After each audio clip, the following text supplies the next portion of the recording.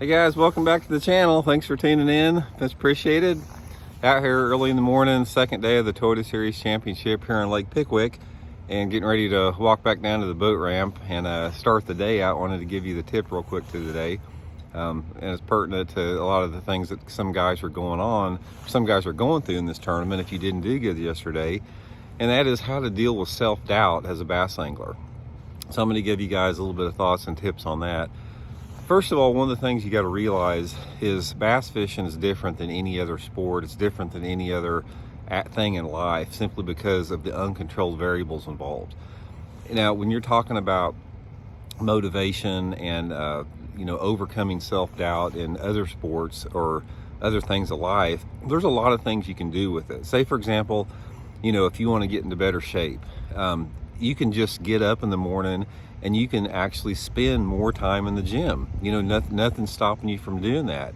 Or if you want to become a better putter or a better bowler or better tennis player, you can get out there and you can develop your skills by simply putting more time and effort into getting better at that. But bass fishing is a lot different, and that's why there's a lot more self-doubt when it comes in bass fishing, because you have a lot of variables that you have no control of. You have control of the things that, like casting and where you make your casts and where you decide to fish and all that type of stuff. But you don't have control over things like the weather conditions or other competitors, fishing pressure, or like what happened to me with hitting a stump with a bent and getting a bent prop shaft. There's a long list of things that will affect the success that you have on the water, whether it be in tournaments or just fishing for fun, that you simply have no control of.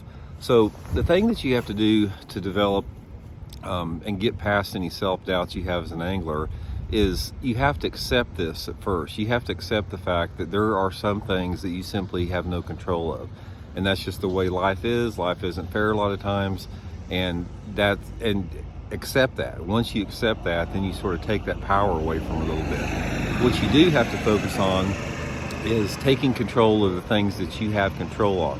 And those are the things that include like becoming a better caster, making sure your tackle's better organized, making sure you have the right tackle, making sure that you study the weather leading up, study where the fishing pressure is, study some of the past stuff that's going on in the tournament. Take control of every aspect of the control variables that you can.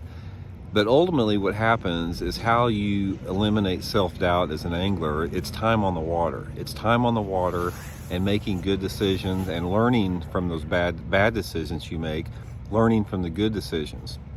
And what happens is over a period of time, when you've spent time on the water and you've had good days and you've had bad days, and you analyze to see what happened to the people that did well or the people that didn't do well, and as you accumulate all this information, any self-doubt that you have as an angler is slowly going to go away. And what it is, it's replaced by the aspect that that you're going to find fish.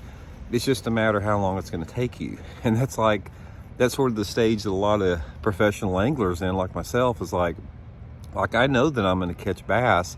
I just don't know if it's going to take me an hour to catch them or if it's going to take me a week. But eventually I'm going to figure out where these fish are and catch them. So the variable is how long that it takes you to do that. So one of the best piece of advice I can give you guys as far as, overcoming self-doubt as you have an angler is just accept the fact there's uncontrolled variables, take control of your controlled variables, and realize that every one of you guys, every person out there has abilities that are uniquely their own.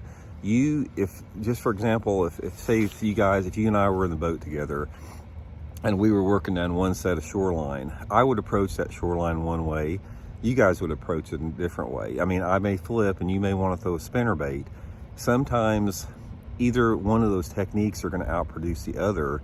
And a lot of times you don't know. That's why, like, for example, like yesterday, Mike Iaconelli is arguably one of the top anglers on this planet. He's a marquee upper echelon 1% pro. The guy's unbelievable. And he had 8 pounds yesterday here at the Toyota Series, and there's 100 guys ahead of him. Now, does that mean that those guys are better than Mike Iaconelli? No, it just means that on that particular day yesterday, they made the decisions that turned out better than the ones Mike made. Now today Mike may come back, make better decisions, and have a big bag. So it happens to everybody out there. But main thing, guys, like I said, is just take advantage of the things that you can, or take control of those control variables. Don't sweat the uncontrolled variables, and just spend more time on the water. And eventually you'll get past that self-doubt, and you know, it'll lead to more consistency in your fishing. So anyway, gonna get out here, second day of the championship. Hopefully I can catch another 14 pounds and make the top 10. It's probably gonna take that for me today, and I'll keep you guys updated and give you guys a second day report this afternoon. See y'all later.